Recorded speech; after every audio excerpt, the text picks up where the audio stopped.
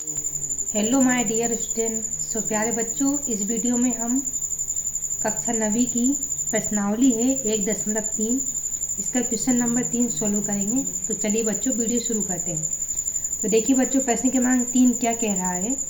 निम्नलिखित को P/Q के रूप में व्यक्त कीजिए। P/Q क्या होती है बच्चों? परिमेय संख्या। और परिमेय संख्या को किसे मानते हैं, यानी कि इसे हम अंश मानते हैं और इसे हम हर मानते हैं। ठीक है, तो इन्हें जो यहाँ पे ये संख्या दी गई हैं इनको हमें अंश और हर के रूप में लिखना है। और P और Q जहाँ पूर्णांक है, पूर्णांक किसे कहते हैं बच्चों? पूर्णांक में धनात्मक संख्या और ऋणात्मक संख्या दोनों आती हैं। ठीक है, उसे हम पूर्णांक बोलते हैं। तथा Q बराबर 0 है। यहाँ पे Q बराबर 0 यानी कि हर जो है वह 0 नहीं आना चाहिए। ठीक है, हर क्या नहीं आना चाहिए? 0 नहीं आना चाहिए। तो देखिए बच्चों, पहला प्रश्न दिया है 0.6 पर, इसको बोलते हैं बच्चों बार। क्या बोलते हैं? बार। यानी कि ये जो 6 है वह बार बार आ रहा है। ठीक है, तो हम इसे कैसे हल करेंगे? पहला प्रश्न हल करते हैं। इसको हम y मान लेंगे, यानी कि y बराबर 0.6 पे बार। ठीक है, ये हम मानेंगे। माना, आप ऐसा कर सकते हो, माना y बराबर 0.6 पर बार। तो इसको हम ऐसा लिख सकते हैं, यानी कि 6 पर बार है, यानी कि 6 जो है वो बार बार आ रहा है। तो यहाँ पे हम 4 बार लिख लेते हैं डैश डैश डैश। ठीक है, यानी कि बहुत बार, मतलब 6 आ रहा है। ठीक है, तो इसको हम बना लेंगे समीकरण नंबर 1। ठीक है, अब देखो बच्चों, समीकरण 1 है। अब एक अंक पर बार चढ़ा है, तो इसमें क्या करेंगे बच्चों? देखिए, समीकरण 1 में 10 से गुणा करने पर, तो बच्चों 10 से ही गुणा क्यों करेंगे हम? ठीक है, ये भी बात है ना, 10 से ही क्यों करेंगे गुणा? तो देखो बच्चों, हमने देखा 0.6 पर बार चढ़ा है, यानी कि एक अंक पर बार चढ़ा है। तो हमें जब भी इस टाइप इसमें गुणा करना है ना, तो एक अंक पर बार चढ़ा है ना, तो पहले हम 1 लिखेंगे। और कितने अंक पर बार चढ़ा है? इधर चढ़ा है एक अंक पर, तो 1 0 लिख देंगे। अगर मान लो यहाँ पे 7 और होता, ठीक है, और 2 अंक पे बार चढ़ता, तो 1 लिख के 2 0 लिखते। और अगर 3 अंक पे बार चढ़ता तो 3 0 लिखते। ठीक है, तो इसलिए यहाँ पे 1 लिख के, और 1 अंक पे बार चढ़ा है तो हम 1 0 लिख देंगे। ठीक है, तो हम क्या करेंगे? समीकरण 1 में 10 से गुणा करने पर, तो समीकरण 1 क्या है बच्चों? देखो, y बराबर 0.666। तो y में 10 से गुणा करेंगे तो 10y हो जाएगा। ठीक है, और जब हम y में 10 से गुणा किया तो 10y हो गया। और जब हम बच्चों इसमें 10 से गुणा करेंगे तो जो पॉइंट है ना, ये जो पॉइंट है ना बच्चों, ये इधर आ जाएगा। किधर आ जाएगा? इधर। ठीक है, एक अंक आगे आ जाएगा, जो हमारा 6.666 डैश डैश डैश, ये हो जाएगा समीकरण नंबर 2। ठीक है, अब समीकरण 1 भी मिल गया हमको, समीकरण 2 भी मिल गया। अब क्या करेंगे बच्चों? समीकरण 2 में से 1 को घटा देंगे। ठीक है, समीकरण 1 घटाने पर,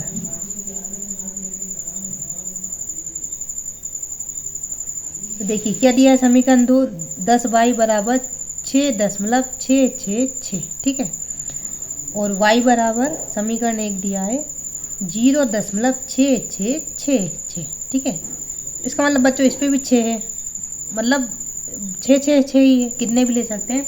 ये बात ध्यान रखना बच्चों, दशमलव के नीचे दशमलव ही आना चाहिए। ठीक है, अब इसको हमें घटाना है, तो चलिए घटाते हैं। देखो, 6 में से 6 गए 0, 6 में से 6 गए 0, 6 में से 6 गए 0, 6 में से 6 गए 0, दशमलव के नीचे दशमलव, तो इधर आ जाएगा 6 बराबर 10y में से y गया तो कितना आ गया बच्चों? 9y। अब एक बात और ध्यान रखना बच्चों, दशमलव के बाद 0 का कोई महत्व नहीं रहता है। ठीक है, 0 का कोई महत्व नहीं रहता दशमलव के बाद, तो इसे हम ऐसा लिख सकते हैं 9y बराबर 6। अब इधर देखो बच्चों, 9 इसके साथ में गुणा कर रहा है y के साथ में, तो इधर लाएंगे तो भाग में चला जाएगा, इधर भाग में आ जाएगा। तो देखो बच्चों, आ गए ना P/Q के रूप में, यानी कि अंश और हर के रूप में आ गया। ठीक है, अब इसको आपको काटना है तो आप काट भी सकते हो। तो किससे कट रहा है, देखो 3 के पहाड़े से, एक ही पहाड़े से कटना चाहिए दोनों। 3 दूनी 6, 3 तिया 9, यानी कि y बराबर 2/3। ये हमारा क्या आ जाएगा बच्चों, आंसर आ जाएगा। ठीक है, इसी तरह से हम दूसरा प्रश्न लिख लेते हैं। दूसरा भी सेम ऐसा ही है, 0.4 और 7 पे बार, यानी कि एक अंक पे बार चढ़ा है। इसमें भी हम किससे गुणा करेंगे, 10 से गुणा करेंगे, है ना। तो इसे भी हम हल करते हैं। माना x भी मान सकते हो, y भी मान सकते हो, ये आपके ऊपर है। ऐसा कोई जरूरी नहीं है कि मतलब y ही मानना है। तो y बराबर हम इसको मान लेते हैं 0.74, यानी कि 7 बार बार आ रहा है। इसे हमेशा लिख देंगे y बराबर 0.4, 1 2 3 4, 7 बार बार आ रहा है। ठीक, तो ये आ गया समीकरण नंबर 1। अब हम इसमें किससे गुणा करेंगे, 10 से करेंगे। मैंने आपको समझाया था, एक संख्या पे बार चढ़ा है तो 10 से करेंगे, 2 संख्या पे बार चढ़ेगा तो हम 100 से करेंगे। ठीक, तो एक संख्या पे बार चढ़ा हुआ है तो 10 से गुणा करेंगे। तो इधर लिख देते हैं हम समीकरण 1 में 10 से गुणा करने पर। ठीक है, तो चलिए इधर ही कर देते हैं गुणा। तो देखो इसमें 10 से गुणा करेंगे तो 10y हो जाएगा, और इसमें 10 से गुणा करेंगे तो जो पॉइंट है ना, ये एक अंक आगे आ जाएगा। तो ये कितना हो जाएगा बच्चों, ये आ जाएगा 4.7777। ठीक है, डैश डैश डैश, ये हो जाएगा हमारा समीकरण नंबर 2। अब बच्चों वैसे ही जैसे हमने पहले किया था, अभी भी ऐसा ही करेंगे। समीकरण 2 में से समीकरण 1 को घटा देंगे। ठीक है, तो यहाँ लिख लेते हैं बच्चों, समीकरण 2 में से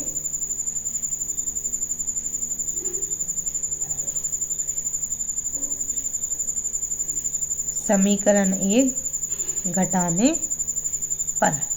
ठीक, तो चलिए घटाते हैं। 2 क्या है, 10y बराबर है 4.7777, और समीकरण 1 है y बराबर 0.4777। ठीक है, इनको घटाते हैं।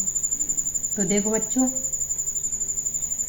7 में से 7 गए 0, 7 में 7 गए 0, 7 में 7 गए 0, 7 में 4 गए, कितने बचे 3, दशमलव के नीचे दशमलव, 4 के 4 बराबर 10y में से 1y गया तो 9y बचा।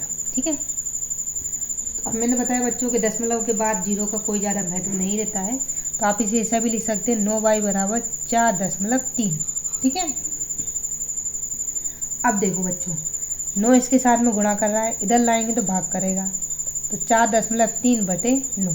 अब देखो बच्चों, दशमलव में आंसर आ रहा है। अब दशमलव हमको हटानी है, तो जब हम दशमलव हटाएंगे, ठीक है, दशमलव से पहले कितना अंक है, 1 अंक है, तो नीचे इधर एक जीरो बढ़ जाएगी। तो इसे आप ऐसा लिख सकते हो y बराबर 43/90, यानी कि इधर से अंक हटा तो इधर 0 1 बढ़ जाएगी। ठीक है बच्चों, तो यही हमारा क्या हो जाएगा, आंसर हो जाएगा। अब इसी तरह से हम बच्चों तीसरा देख लेते हैं। तीसरा क्या दिया है, 0.001 पर बार, यानी कि 3 अंक पे बार है। अब बताओ बच्चों कितने से गुणा करेंगे हम इसमें हम 1000 से गुणा करेंगे। 3 अंक पे बार है, यानी कि 3 जीरो लेंगे, 1 लिख के हमको 3 जीरो लेना है। तो चलो इसे भी हम ऐसे ही करेंगे जैसे हमने पहले किए थे। इसको मान लेंगे, माना x मान लेते हैं, चलो y मान लो चाहे x मान लो। x बराबर 0.001 पर बार। ठीक है, तो इसे हम ऐसा लिख सकते हैं, x बराबर 0.001, ये बार बार आ रहा है, 001 ऐसे 3 बार ले लिया। इसको हम नाम दे देंगे समीकरण नंबर 1। ठीक है, अब हमें समीकरण 1 में किससे गुणा करेंगे बच्चों, 1000 से, क्योंकि यहाँ पर 3 अंक पे बार चढ़ा हुआ है। तो बस लिख लेते हैं समीकरण 1 में 1000 से गुणा करने पर।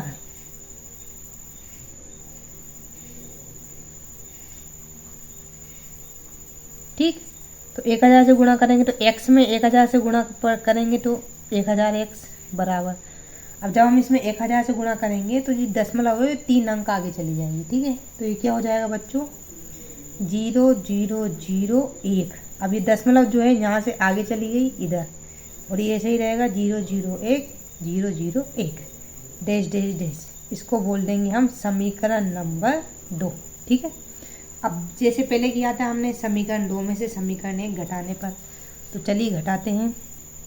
लिख लीजिए समीकरण 2 में से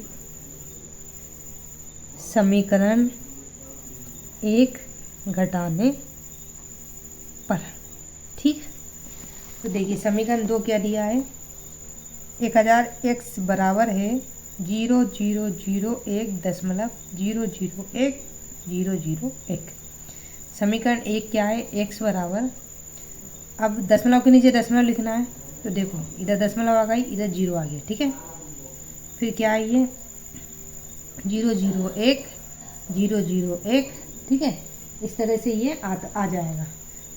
अब इनको घटाते हैं हम, ठीक। तो देखिए बच्चों, एक में से एक गया 0, एक में 0 0 0 0 0 दशमलव 1 0 0, ठीक है। या फिर 1 से पहले भी आप 0 ले लोगे तो कोई मतलब नहीं, मतलब 1 ही समझ लो इसका, ठीक है। इसका क्या आ गया, ये लेने की कोई ज़रूरत नहीं, 1 ही आ गया, ठीक है। तो 10,000 में से एक x गया तो कितना बचा 999x बराबर 999x, इसे हम ऐसे लिख सकते हैं 999x बराबर 1, क्योंकि मैंने बताया 1 के बाद 0 का कोई मतलब नहीं है, सॉरी दशमलव के बाद 0 का कोई मतलब नहीं है, ठीक है। तो इधर इसके साथ में गुणा करना है, इधर लाएंगे तो भाग करेगा, 1/999 आ गया बच्चों। ये अंश और हर में है ना, p/q में आ गया, तो यही हमारा आंसर है। तो बच्चों उम्मीद करती हूँ मैं आपको मेरी वीडियो पसंद आई होगी। वीडियो थोड़ी सी भी अच्छी लगे तो लाइक जरूर करना, चैनल पर नए हैं तो प्लीज़ चैनल को सब्सक्राइब करना नहीं भूलना। मिलते हैं बच्चों नेक्स्ट वीडियो में, तब तक के लिए धन्यवाद।